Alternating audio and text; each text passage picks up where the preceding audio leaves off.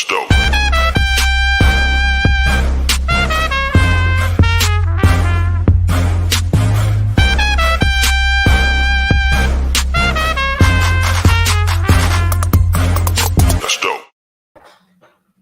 Oh, the music's gone, but I was still dancing. I still love that intro. I love that intro. I produced that beat actually years ago when I lived in Miami, and it was supposed to go to some rappers, and it didn't happen. And so I ended up just eventually coming back to it and using it for myself. I made that. What's up, everybody? It is Tuesday, February the 16th at 2 p.m. Eastern Standard Time, which has seemed to become basically a daily occurrence here. I just love doing it.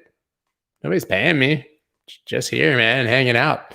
It's a good time. But I thought today would be a good day because this morning we saw Bitcoin pushing to 50,000. Oh my God, 50,000. What did Bitcoin do?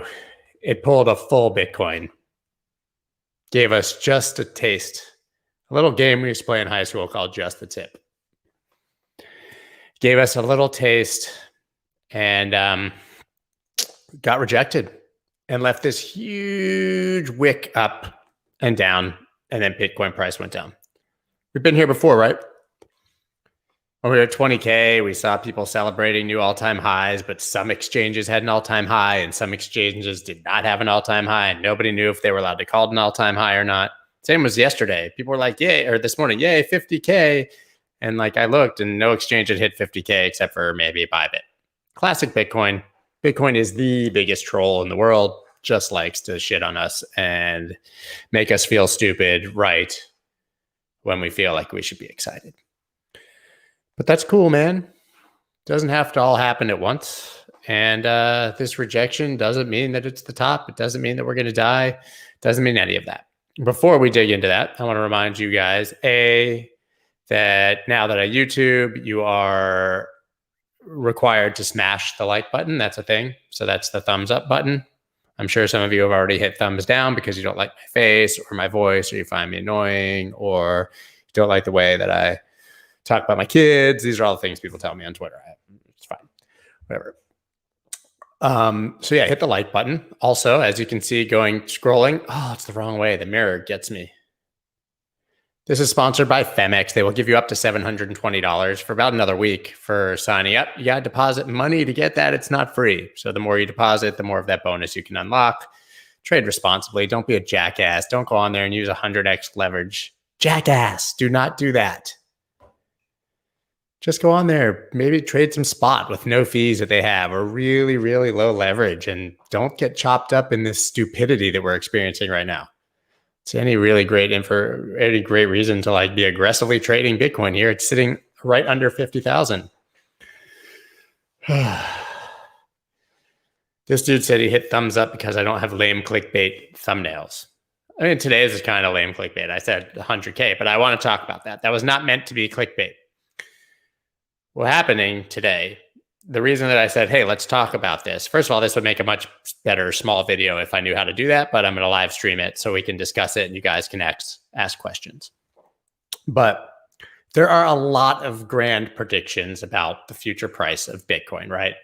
And they've been coming out since the price was 6,000, 10,000, 20,000. Well, now when you're sitting at 50,000, six-figure predictions don't seem crazy at all. When you consider that 11 months ago, almost to the day, 4 days ago on the 12th, on March 12th, Bitcoin dropped below $4,000, and we're sitting at over 12 times that price at roughly 50,000. 12 times. You can't think in numbers. It's not linear. That's why you use logarithmic charts. Everything is based on percentages. It's a simple 2x from here to 100K. So it's almost hard not to imagine Bitcoin doing another 2x at some point. So I don't think that price targets in the 100,000s are grand at all. First, I'm going to show you one chart, and then we're going to get into, I'm going to get into a bunch of predictions from other people, and we'll talk about why I think that is reasonable, because it's not meant to be clickbait to say, hey, we can go to six figures. It's meant to show that, hey, it's pretty reasonable. So here, I'm going to go ahead and add this. That's my newsletter. If you want to sign up, that's also in the description. And now I'm going to talk about something. It's called the parable of the ox. right? What is the parable of the ox? You can read this, but to summarize, in 1906, Francis Galton, who is a famous statistician, realized that when they took a whole bunch of guesses on the weight of an ox from a crowd, that it was very, very close when you average those guesses together to the actual weight. So individual people are terrible at making grand predictions, but when you average all of those people together, you tend to actually do very well. It was to the point where they stopped actually using the scales because it was so accurate every time. So you're talking about over hundreds of people, 800 people, and they got it within a pound, basically, right? It was 1,198 pounds was the weight of the ox, 1,197. So a while back, there was a guy on Twitter. His name was Danny Scott.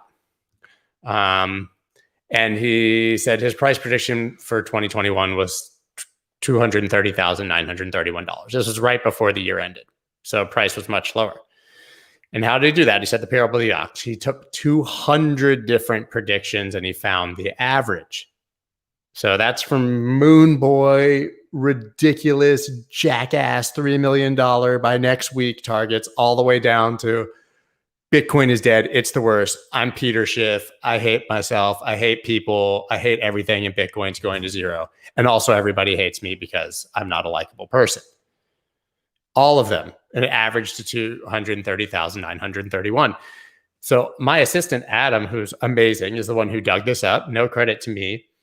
And he then went to all the biggest predictions that we had been seeing during that time. And he did his own average, and it was right around 235,000 based on 9 or 10 predictions.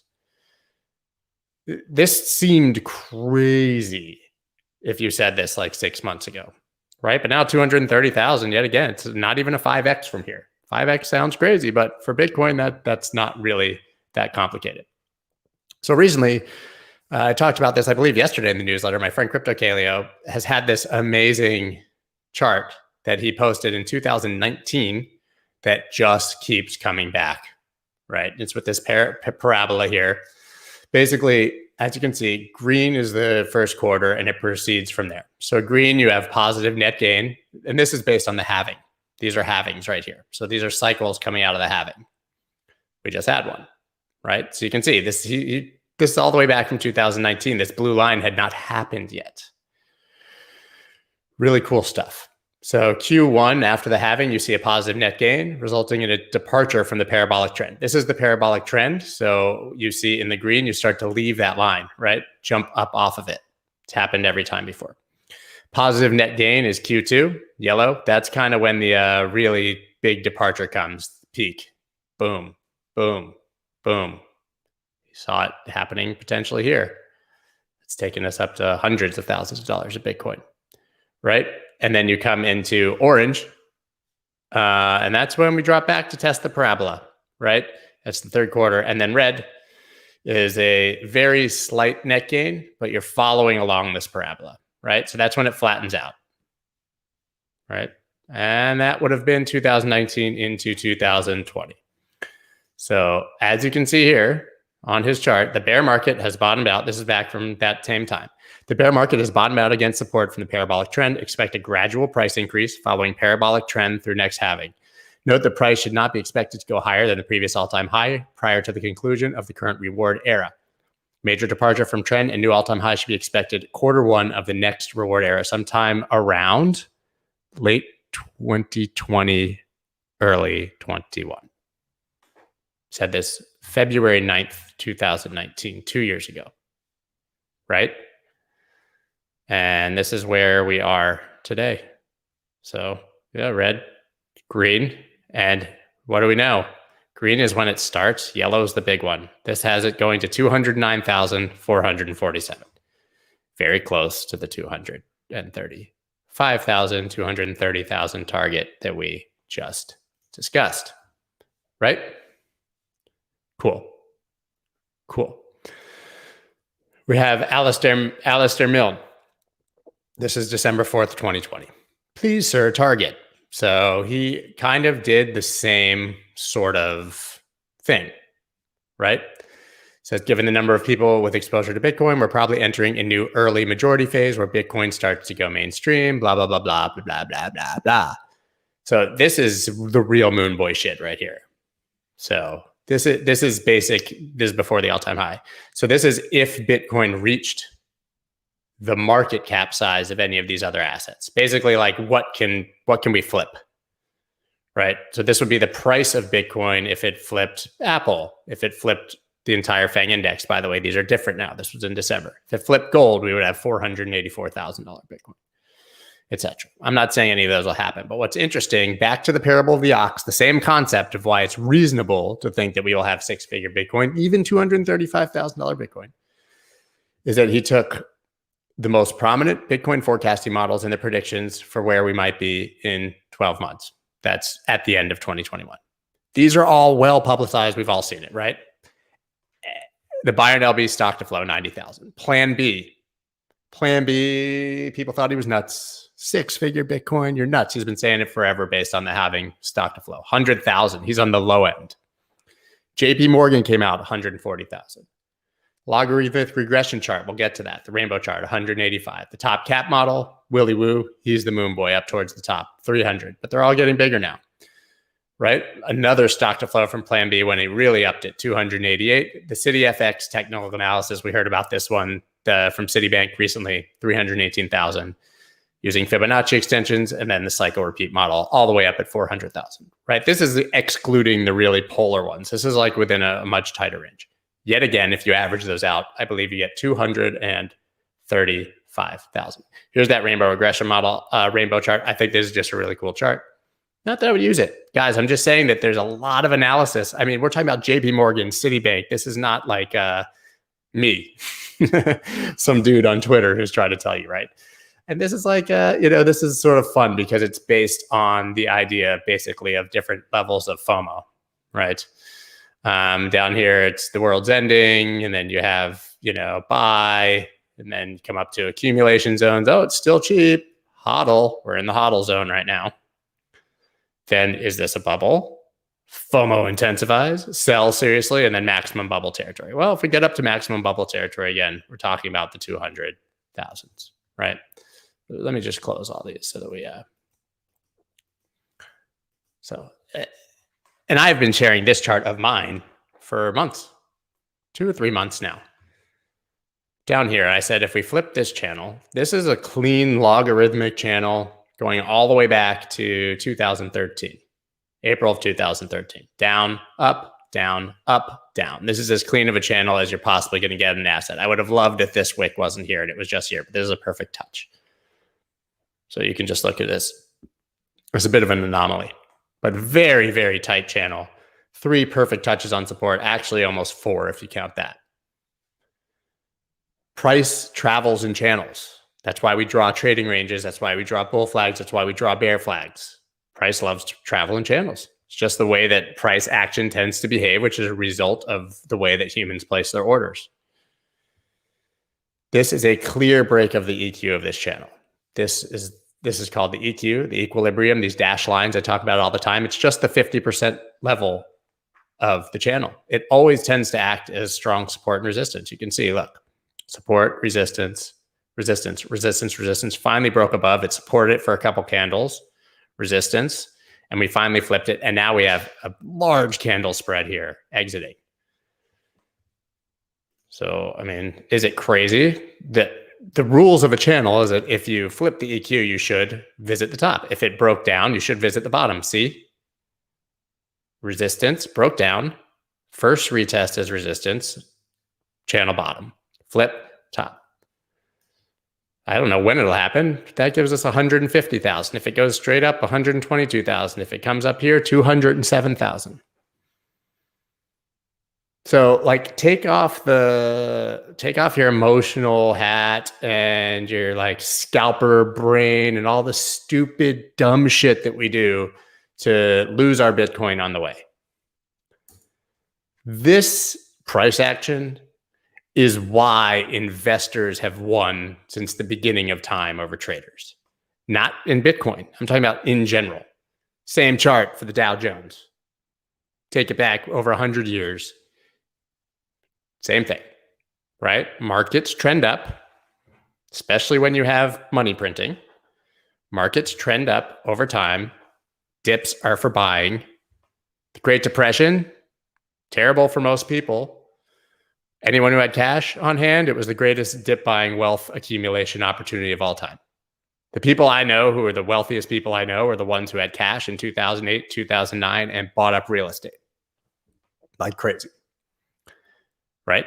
When everybody else was fearful and dumping everything, the people who are buying the dip because they know that if they wait 10 years, they'll make their money. They're not going to make it in a year. Some of them did. But you know that down the road, 10, 20 years, 30 years, 40 years, you're going to make a ton of money. It's been that way since the beginning of time, except for a few actual speculative bubbles like tulips, maybe a bit of the .com, although many of those rose. And, I don't know, fucking Beanie Babies. Remember those stupid things? But like, it's Beanie Babies. Beanie Babies wasn't being talked about as a global reserve currency, and neither were tulips. Tulips are stupid flowers. They're stupid flowers. That's a speculative bubble. Bitcoin is not a stupid flower. Bitcoin is a legitimate deflationary hard asset, right? So if I deliver any message today, it's you don't need to trade every move. You don't need to even look at short time frame charts. If you have patience, if you're 20 years old right now, forget about being rich when you're 22.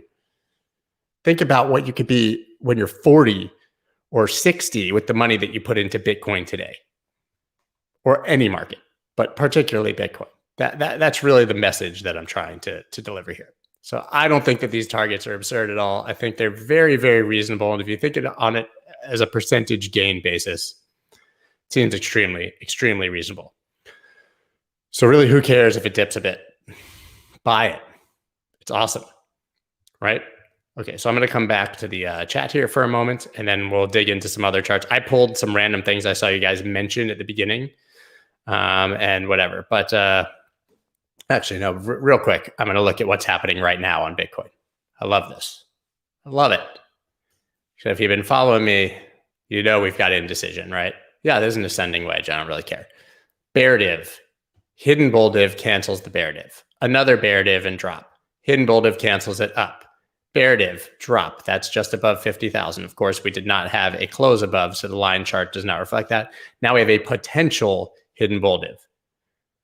That's on the 6 hour. Let's look at the 4 hour. 4 hour does not quite have it. So you would actually want to see price drop to give us that. So 6 hour has about 4 hours. You zoom out.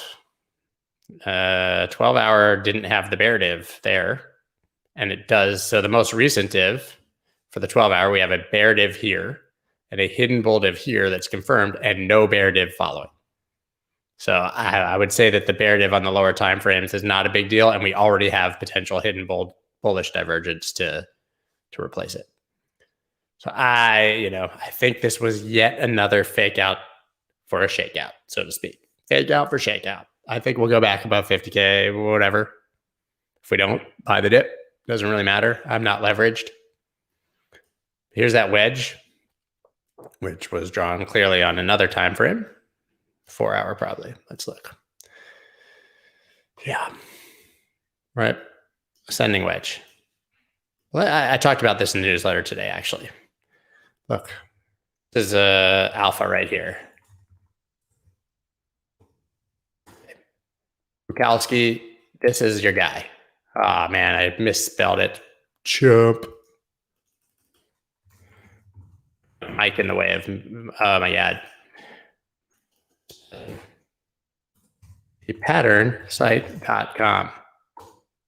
Okay. Bukowski, this site is from like 1974. It's pre-internet. It looks so whack, but it has all the information you need. Go to patterns, find your pattern. It's going to be a wedge, I think. Triangle.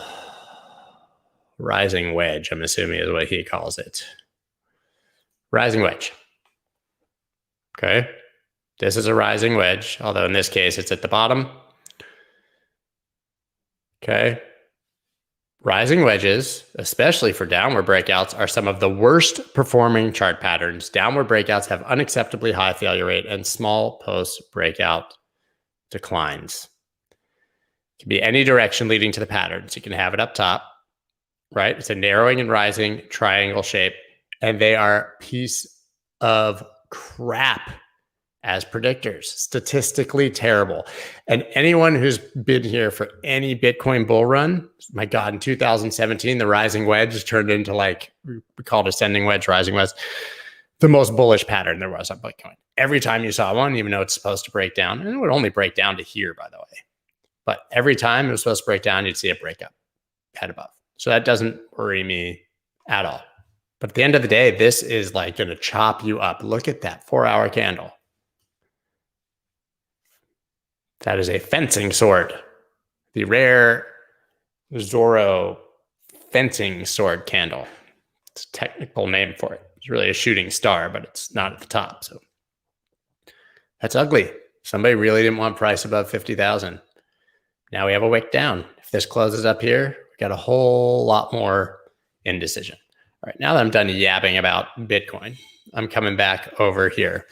I don't know if you guys had any comments on my 100K crap. Wasn't crap. This dude just called Peter Schiff Peter Sniff. Just want to applaud that guy for that. Everybody, you're all dunking on Schiff, but it's so easy. But here is what bothers me. 13 Karate K. Karate K. I was probably about 13 when the Karate Kid came out. No, I was younger probably. What year did the Karate Kid come out? I don't know. Schiff said 100K possible. That fucking bothers me. I've been saying forever that the minute that Schiff capitulates is bad news. Well, he only like half capitulated today. He said it could go to 100K, sure, now that it's broken 50, but it's still worth zero, and it's definitely going to zero. Okay, so he's still bearish, but the fact that he even cracked for the first time and said, hey, man, this could go up. Oh, I wanted to sell everything. I'm not going to. Just kidding. But, I don't know. Trying to go through these questions. What is the middle line SR on the long-term chart you had? I'm assuming you mean this chart. That is called the EQ. That's what I was talking about, the equilibrium. When you pull any channel using the channel tool on TradingView, which you can see here, right? Pull up here, parallel channel, right? You can pull them anywhere. See? Isn't that cool? The dashed line up the center is automatically drawn as the 50%, the half of the channel. And you'll be astounded. If you've watched my streams, you know. But that line acts as support and resistance every single time. That's how you not kind of know that you have a good channel, right? Why not use dark mode on TV? That hurts my eyes and it looks terrible on live streams. I don't know. Can you touch on what a bullish div is compared to bearish div? Sure. Here, let's go back into this 4-hour chart. Pull out. Okay. Quick lesson. Some of these are kind of ugly. Let's pull them on the 4-hour. They're all over the place, by the way. And this might be my historical chart that has them going. No, it's not. I have them going back to the 2018, 17, 18 top with every single one. I don't know where they are, but they've predicted every bottom and top. Okay. Bearish divergences. A bearish divergence. First of all, why does it matter? You can use it on any indicator. You can use it on any oscillator. But obviously, a divergence is just when the two are not behaving together. They diverge instead of converging. Generally, you see things converging. See like here, for example. You got a high on RSI, high on price, high on RSI, high on price. They're doing the same thing, right? Well, where we start to see bearish divergences, I'll just pull back because I've already got some here, it would seem. Although these seem kind of whack. Some of these are left over from other time frame charts, hence why you'll see them. But like here, for example, RSI topped here at 89. And what is RSI? It's relative strength index. It's a calculation based on 14 periods, but it's basically telling you if buying interest is rising or falling, if selling interest, if it's going down, there's selling pressure, going up, buying pressure. The very most basic level, that's not exactly it. So when you see RSI top really high here, right? But price continues, kind of like seeing descending volume. You have both of those here, actually. There's a great example. Right? You see RSI is dropping while price is rising. Now, it's only a divergence when you compare two exact points. So this is the real div. And then there's another one here and another one here, right? You have a lower high, higher high, higher high. Since RSI is based on candle closings, the period, it's best to use a line chart because it eliminates the noise. Gets very confusing with wicks.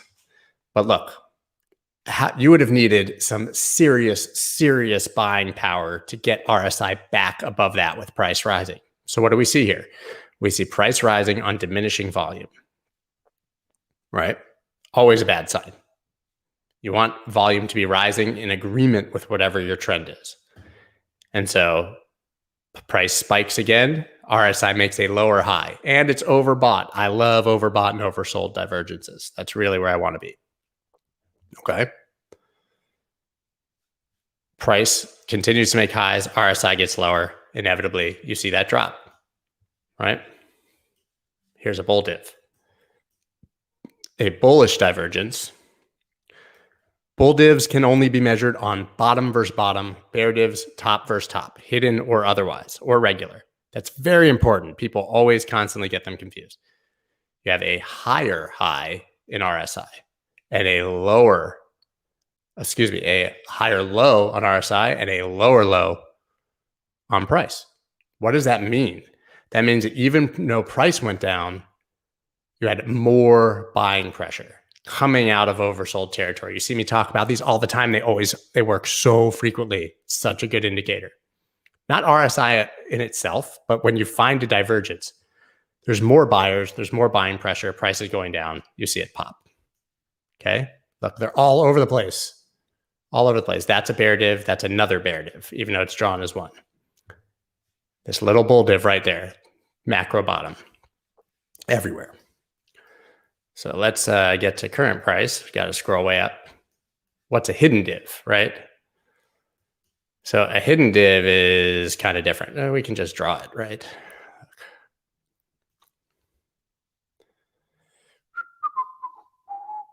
Okay, let's say that, let's do a hidden bullish divergence. Something like that would be price. We've got them right here. I mean, I could just show you. Let's say that RSI does this. Like it follows it, goes down here. So you have this here and this here. So a normal bull div would be these, right? This is lower, but when you have the oscillator comes lower, RSI, but price makes a higher low. Again, only lows for hidden divs. Then you have a hidden div. Those do not work as bottoms. They work as continuation. So if you're doing it on top, normally in a hidden bear, for a standard bear div, you're looking for a lower high on RSI and a higher high on price. So it's the opposite, a lower high on price, higher high. So often after you see a bear div, so this is exactly what I was illustrating to you guys before. Bear div, hidden bullish divergence, which is a sign of continuation. Price went up, another one, price went up, another one now, price is going up, even though that's not confirmed yet, right? So why is it these only work as continuation? You don't look for a hidden div at the bottom. So at the top, we see this all the time. You see this and this is what I was talking about. RSI was already at 80, right? It'd be very hard for RSI to go higher than 80 again, even though we see it at 90. So you're almost guaranteed to have these bear divs. No big deal. Just sign of consolidation in this situation. And then it's replaced by this hidden bull div. The most recent div to confirm is the one that matters. So this becomes canceled when this confirms. This became canceled when this confirmed. This became canceled when this confirmed. This became canceled when this confirmed. Now we're waiting for confirmation of this. confirmation would come with this definitive elbow and RSI. That's why you can't trade it until it's closed, because this is going to move with price. So if price ends up down here, this could continue down and invalidate your div, depending on how far it goes, if price goes below this level. And that's it. So you see me at the bottoms. I've called like the last 4 bottoms with this. It's not me. It's just a very good indicator, right? Comes down, you make a bull div, but then price bounces only a little and RSI skyrockets. So it's like a reset of RSI, and then you see RSI making that higher high while price doesn't quite do it. You have a hidden bear div and you continue back down and you look for a bigger bull div. Kind of the same thing here. Wow, that was very, very long-winded. Very long-winded. But now I have to find your comment so I can take it off. Very long-winded, but that's how you generally trade them.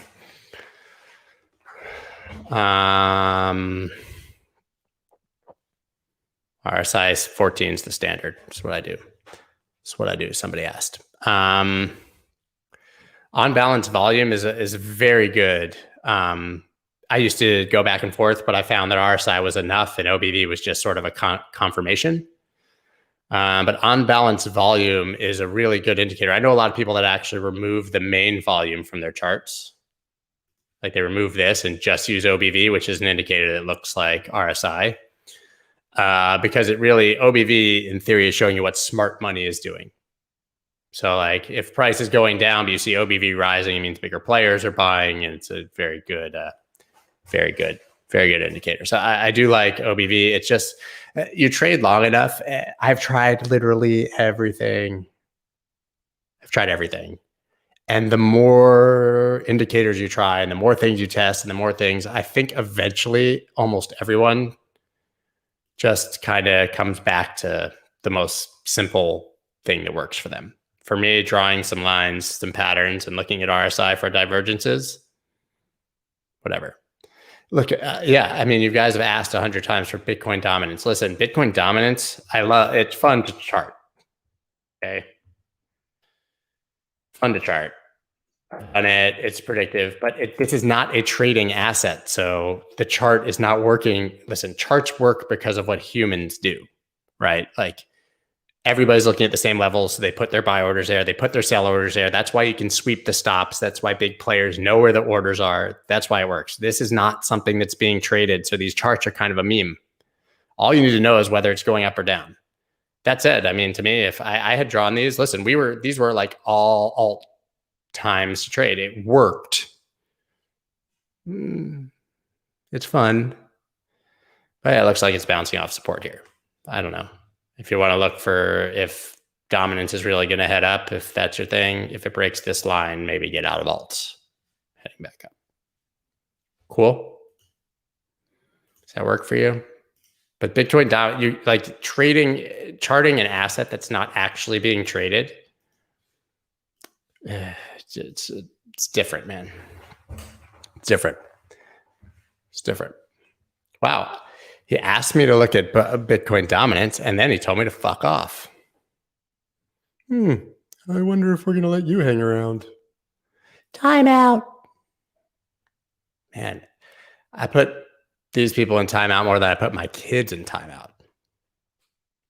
I don't know if he can hear me. Can you hear me? Can you hear me in timeout and you just can't talk? That's embarrassing. You're dying to come back with that vicious response. Ooh, I'm saving one up for him. I've got one, and I can't talk to him. What a prick. Yeah. Look, I don't even need to talk about this dude because you guys are going to do it. You guys are going to do it. Ask me to do something and then tell me to fuck off. You are now the one who is both fucked and off. Have fun staying poor. Yeah. I don't know. Hey, bro, Dave, what's up? I know you from Twitter, guy. What's up, man? Pleasure. Yeah, dude, negativity. People are mad. Like imagine plenty of people, like you're not making money in a bull market. You see everyone doing it. You get like whatever. You get super negative. The funniest thing, yesterday, I saw a resurgence of my favorite criticism of me. it came out, someone retweeted it, like 200 people liked it. I saw it, so everyone's sending it to me. This dude being, I posted that I thought Ethereum could be 5 figures this year, and obviously that was more of a sentiment gauge, and it got like 10,000 likes, so clearly people engage with that. I do think that's totally possible, by the way. But like the bipolar responses to it are incredible. But someone retweeted it and said, don't listen to this guy. Everyone knows he bought his Twitter account in 2017.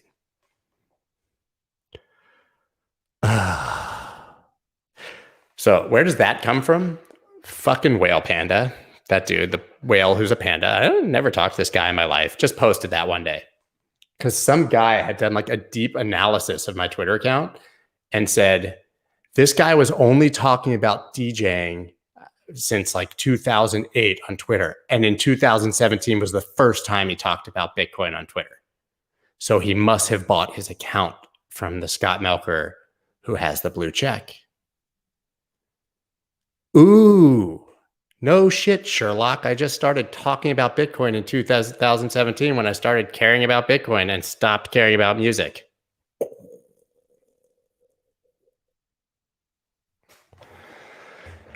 Not to mention, there are literally pictures of me and my family for the entirety of my Twitter thread. I would literally have to be faking my face right now to have bought my account, and you can't buy a blue check. You can't. Like, my account is literally verified. The funniest thing was that Whale Panda dude posted that because he had seen it from someone else. And Charlie Shrem, my friend, jumped in and was like, yeah, you're wrong, dude. Funny.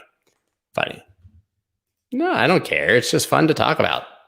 Whatever. Like I should care that people think that I bought my account. Like it's literally my face. I can't. Yeah, right. This is correct. This is actually correct. I don't know if you've seen the, oh, damn it. You guys moved too fast. I don't know if you've seen the movie Face Off with Travolta and Nick Cage, but I purchased my face. Bought my face. Oh, see, now this is a good, this is, if you want me to like, look at something, are bands wanting to make you dance currently? I'm assuming that means she wants me to look at band, and I will, because bands make her dance. All these chicks popping, I'm just popping bands. Yeah, I mean, band looks pretty good. All right, we were talking about here, this was savage.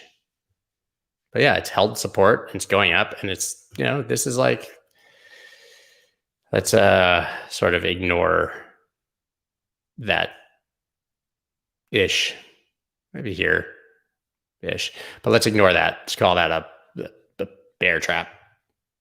All right. Oh, I'm shorting. Oh, right. Most importantly, though, you've got this structure wherever you draw it. I drew it fast, probably more like that, where you have low, high, you know, generally. So this is a high or low. If you ignore that, highs. It's going in an ascending channel. Well, more importantly, like you just, I'm not, and these are not going to be exact. All right, you just see it like over and over again, right? Man, these are not exact, but you get the idea, right? So if you're looking to trade band here, I would just say like, if it breaks this or something like that, go back up. But yeah, I mean, this is like, you know, it just broke this. Broke this macro downtrend. So it should be heading, in theory, it should go all the way back up to here eventually, but that might never happen and could take you a few years. So have fun staying happy on the way to that happening.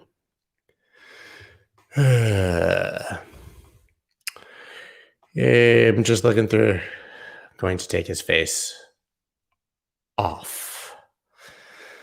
That movie was kind of great, man. You're so ADD. Yes.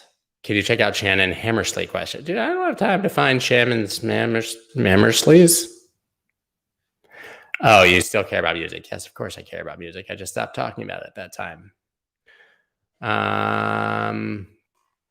There were a couple other charts people had asked me to look for. Let's just go through them real. Yeah. Tell me what just tell me what the question is. I'll get to it. I'm not going to go find it. Someone asked about algo. I don't know, man. Real quick. I'm going to do these real quick.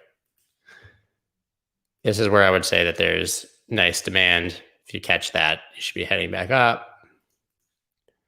A couple ways you could draw this. nah, fine. Maybe if you're feeling more bullish, that's got more touches. Play it if it breaks that.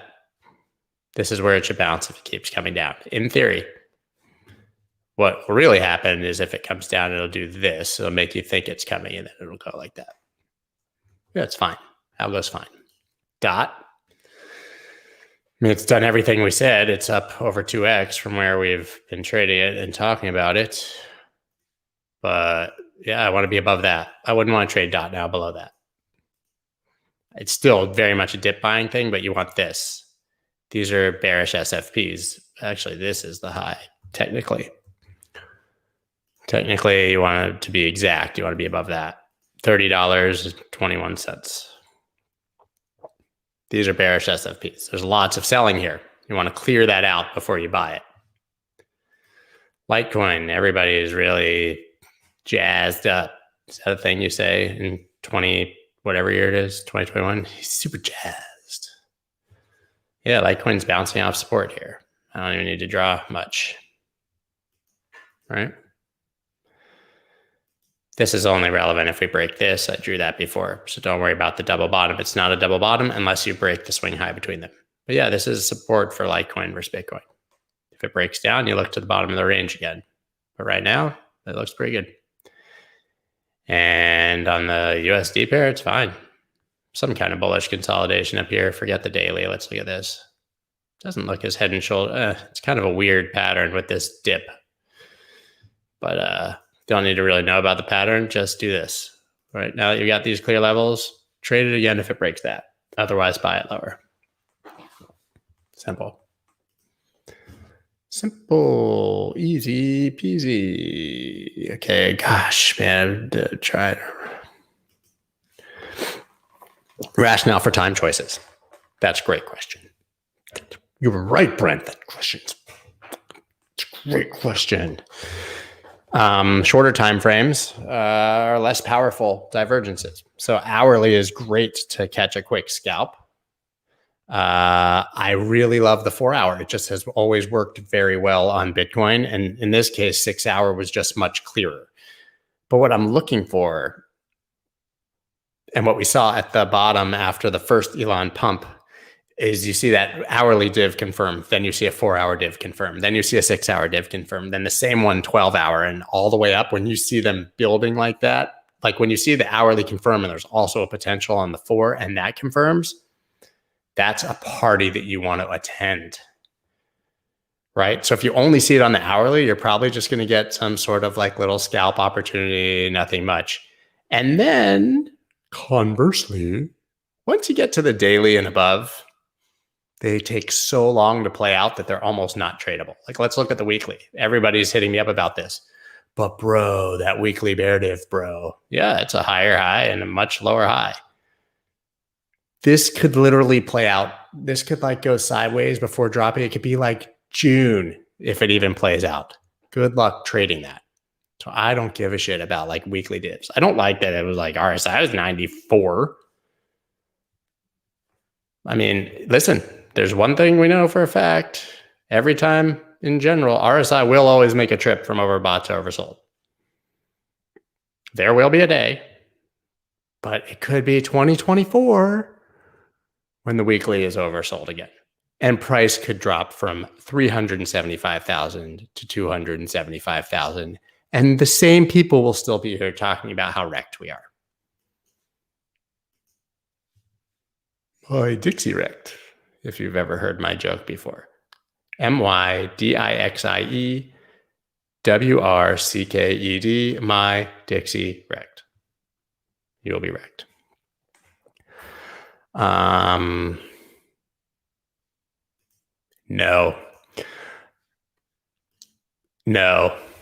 I don't know about XRP, man. I talk about it all the time. Do you guys have fun trading XRP? If that's your thing, enjoy it. I don't want anything to do with that coin. There's so many things to trade.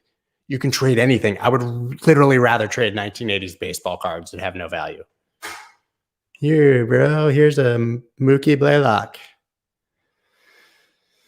So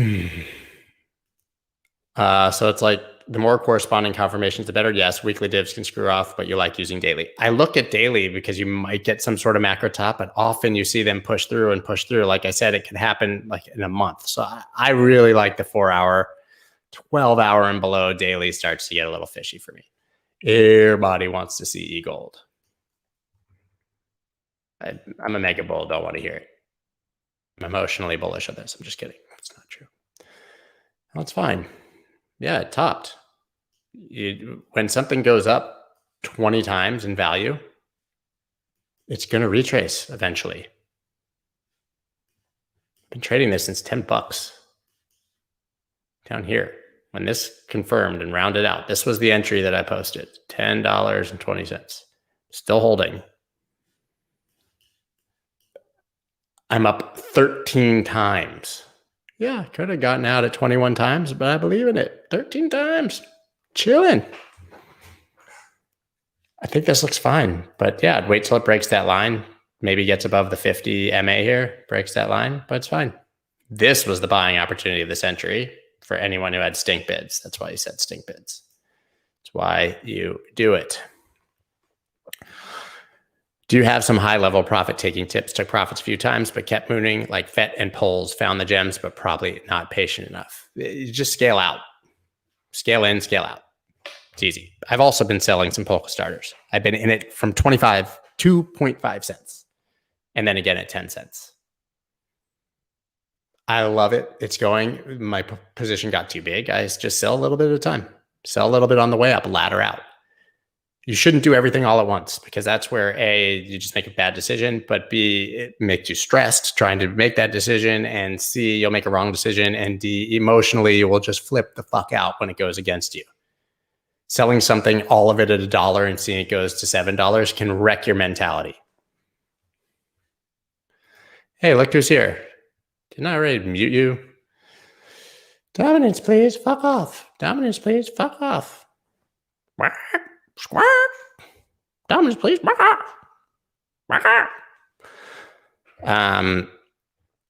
Yeah. Always keep a moon bag. If you have a great position that's gone up like 10x, you should always keep 10, 20% of that forever. Because, like, who knows, man? You're playing with the house's money. Quack. Fuck off. Quack. You're playing with the house's money. RZA, but it's close. Actually, both. I don't know, man. You can't choose between RZA and DJ Premier. That's ridiculous. He knows that I talked about it. He's the one who asked for it and then told me to fuck off afterwards. I think, unless I'm just incriminating the wrong person. Fuck off.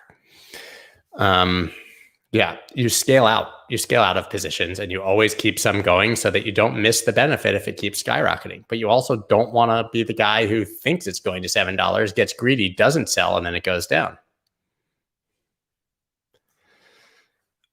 I think it's Charizard, not Chizard. Chizizard, as Snoop would say, or more likely like Malibu's Most Wanted. Do you guys watch that movie? Traffic, looking for my chapstick. Yeah, I'm feeling car sick. There's the Ford Maverick. It's $1 million rhyme right there. Dilla. Someone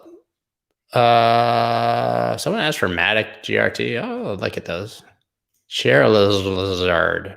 What did I just say? Matic and Chatic? I literally don't remember. GRT. I mean, Matic did a lot of things for us. Matic's got a lot going on for them. I'm very bullish on Matic in general. This chart looks like everything else where it just topped. Now it looks like it bottomed and should head back up. Cool. Glad we had this top. GRT. Gert. What y'all trading today? Gert. I'm going to close some of these so as not to cause any confusions here at the top. Gert. Oh, whatever. I mean, looks good. Looks like it's bullishly consolidating. Probably some sort of bull flag. Let's see. Shall we? Yeah. I mean, it's not exact.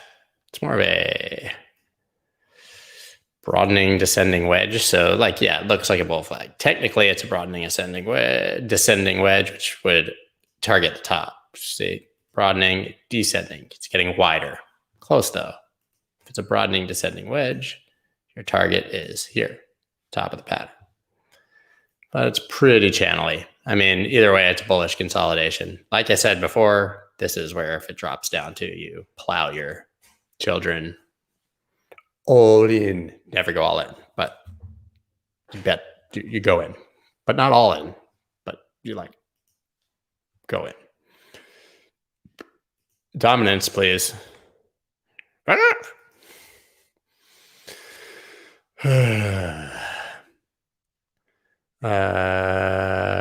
AKA regularly taking profits and looking for signs of bull market ending. I don't know if the bull market's going to end. My portfolio is too big and I'm selling stuff.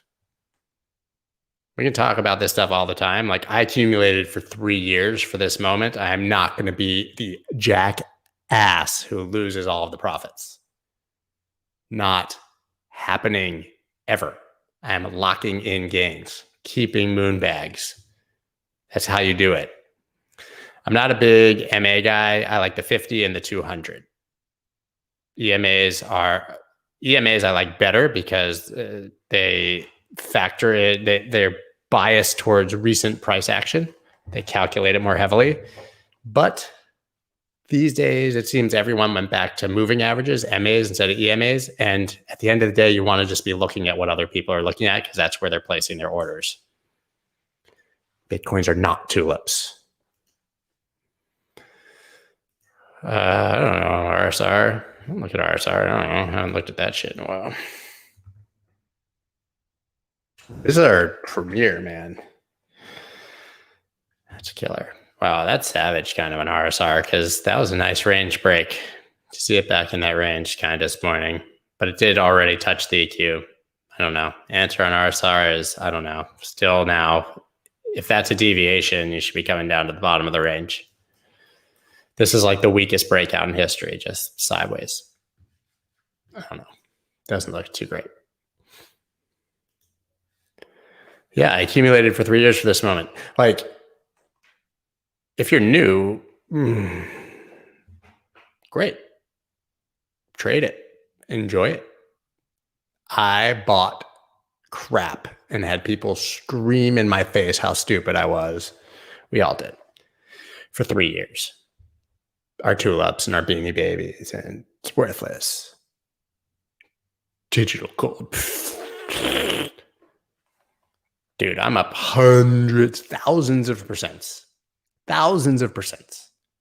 Polka starters from 2.5 cents to $7. Of course I'm selling some. I love it. I love that coin. I still have half my position. Of course I'm selling some. Are you nuts? If you've made thousands of percent on something but never sold even a penny of it, like, yeah, E-Gold I'm holding, but I sold all my Elron when it was ERD at the top after buying it at the bottom. And I bought again when it was at the bottom for E-Gold, and I'm riding it. Yeah, see, man, you bought at 3K in 2018 for this moment. And don't let anyone ever make you feel dumb for taking profits. Those people are just jealous that they don't have profits to take. Right?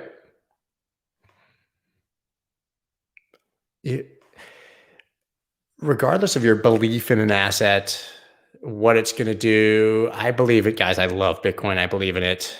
If you have life-changing money on the table, you take that money out, at least some of it, and you go enjoy your life. Buy some land.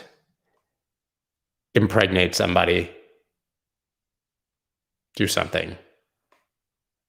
Seriously. You don't leave it all on the table. You don't just leave it all there and then try to find that perfect moment to sell it all. I'm going to time the top. I'm the greatest. Here's the question. For those of you who think you're going to time the top, did you time the bottom? Because if you aren't a perfect bottom seller, you are not going to be a perfect top seller. Right? Yeah, man. Like, listen, dude, spread the seed. If you made life-changing money and like you're a Chad, like the world needs more Chads, go impregnate somebody. That's it. The world needs more people who are good at making money. Yes, don't impregnate someone else's wife. My profit taking strategy, it really depends, but I just scale out on the way up. I draw a bunch of levels, and at each level, whether they're arbitrary or not, they're my levels. I scale out, sell 10% here, 10% here, 10% here. That's it. Listen, like my friends who work at hedge funds, if they have a position that goes like massively in their favor very quickly, they rebalance. Say they put $10 million into something. They want to own $10 million of that stock. If it's worth $15 million a week later, they sell $5 million of it so that they have $10 million of that stock. It's called balancing your portfolio. So yes, it's amazing to ride these gains, but you still don't want some like esoteric altcoin being 90% of your portfolio. That's stupid. So you rebalance, right? You want to have a large percentage in long-term holds that you don't trade, that you don't touch. That can be altcoins, whatever. I believe that should be primarily Bitcoin, Ethereum, and apparently Polkastarter, because even when I sell it, it just keeps it just becomes worth more. And you should have cash. You should have cash. What did my friends say about the GME scandal? They hated it. They all got wrecked. It's sad. It sucks for them and for both sides. Because it made the market basically untradeable. For a while, their fundamental analysis became meaningless. If you're like a researcher at a hedge fund and your job is to really deeply understand a company, and you're like, wow, this company is a piece of shit, it should be going to zero, and then it does a 50x in your face. Yeah, it's funny, but it means the market is broken, right? It means the market is broken. This person, exactly what I did with Doge, and was my best trade strategy in years. Never thought I would sell all my Doge, and when I did, and it went right, I felt really good about myself. Yeah, he probably scaled out and realized that Doge was not going to be the global reserve currency because it's a Shiba Inu meme that I love. I deeply love it. I deeply love Doge, but please, for God's sakes, do not think Doge is going to $10. And if it does, I mean, great. I'll ride some of it, but whatever. Is alt season over? Why? I don't know. Wait. I have a baseball here. This is a Dodger, 1987 Dodgers and Tommy Lasorda. But let me rub. He just died. Let me rub my crystal ball. It says, I don't know if alt season's over because I can't tell the future. I don't know. I don't see why it would be. The entire market looks bullish. There's more money coming in. It's incredible. I interviewed Catherine Coley yesterday, maybe Friday. It's coming out on Thursday. And she said that Binance US did more volume and signups, both, in January of 2021 than the entire year of 2020. Think about that. I talked to Bill Barheit yesterday, the CEO of Abra. Cadabra. Same thing. If alt season is over, all those people came to trade and buy. They're signing up, they're depositing, they're doing volume. Is she nice? I've interviewed her. She's like the coolest person on the planet. You'll watch it on Thursday. She's so awesome.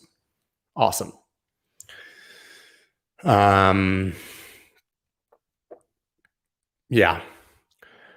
What are your biggest holdings besides Bitcoin and ETH? Polkastarter. I have a whole lot of USDC.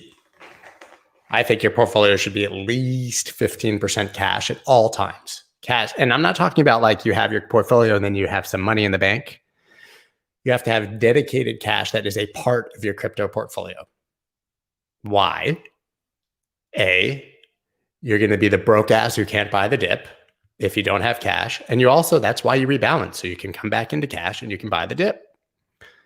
Also, if you are trading to stack sats, what people don't realize, if you are trading to stack sats, then dollars or USDC or stablecoins behave like altcoins.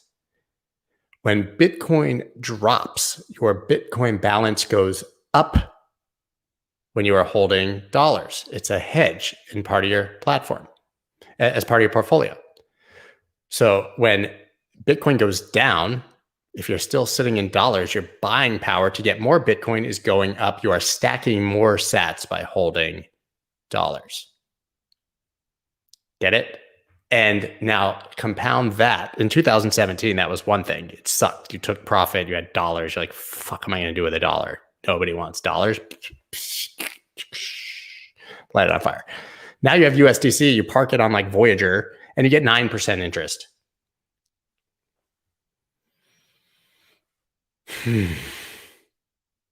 9% interest is, if you just had $1 million and you put it on one of these platforms, BlockFi or Voyager, and then you just earn 9% interest for the rest of your life, you'd never work again after a few years.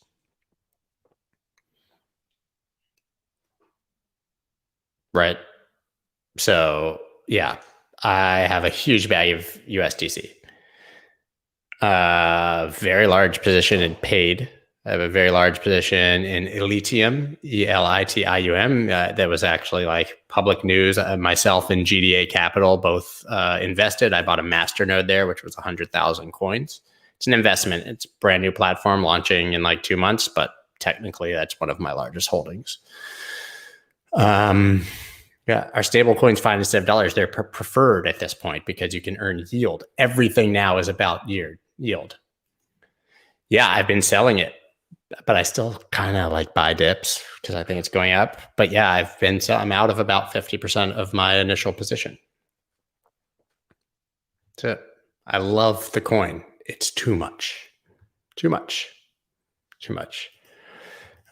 asked me if I'm running nodes. It's called a master node, but technically I'm not running a node on it. No, they call it a master node though. Swissborg is not available as American. CHSB is one of my biggest holdings. I invested in Swissborg over the counter about 6 months ago, 6 cents. It's like $1, 80 cents, 90 cents. Yeah. Right. Any VGX? Yeah, I hold VGX to increase my yield on Voyager. Don't have a huge position, but I have the 10,000 coins necessary. So like $30,000, $35,000, something. So would you mind sharing where you trade all these altcoins? It's a good question because once my whole strategy towards trading changed after I got off Binance.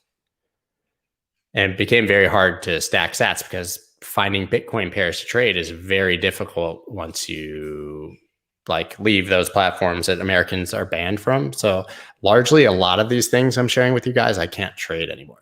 I'm sharing them strictly as analysis. Right. But like eGold is on Binance US and it's also on Voyager. So I trade a lot of these things on Voyager. I trade a lot of them on Binance US. I trade, with leverage on Femex, but everything else, these more esoteric coins I'm talking about are on Uniswap. And that's where I'm trading. And I'm paying like 5-figure a month gas fees to do it. And it sucks. It sucks. Like, I mean, yesterday, I tried to do a transaction like 3 times and it kept failing on Uniswap, and you're paying the fees when it fails. It's like $169 for it not to go through. No, it's annoying. Yeah, brands like Nike are concerned that kids don't resell sneakers anymore, which I used to do, but instead are deep into crypto. And thus see crypto as a thread. Sure. What is my total portfolio? I'm not telling you that shit. Crazy. Why would follow, or let's say Binance literally sent me a letter that was like GTFO, and I'm not trying. I pay I'm in a law-abiding, tax-paying. I pay every little penny of taxes, and it is horrible. But one day that shit will come back to bite you, and I'm not going to be that dude. Guys, I just realized it is time for me to go past 3 o'clock. I'll be back tomorrow charting requests for my paid newsletter subscribers. Once again, this is where you can join the newsletter. It's in the description at the bottom. You can join for free or you can pay $15 and get it 5 days a week. $15 a month. Best deal in crypto, if I do say so myself. When I moved to Miami, I just moved from Miami. I was in Miami till 4 years ago. Miami's great, but it's probably going to be underwater soon. If the moon was like in the wrong position, our house flooded. So that was bad. Check out Femex. Think about signing up. Enjoy yourself. I will play some music on the way out, but I learned very hard. Oh, the other day I played Rage Against the Machine. I was partying and they took my video down. I guess I raged against the wrong machine, so to speak. The irony of playing Rage Against the Machine and being removed from YouTube because Rage Against the Machine doesn't allow you to use their music in a stream is not lost on me. Shit. Sucks. I raged against the machine. So I can't really play music. But peace out, guys. Pleasure. See you same place, same time, 2 p.m. Eastern Standard Time on the YouTube machine. That's a lot of fingers. It's cool. It's pretty cool. See you tomorrow. Peace.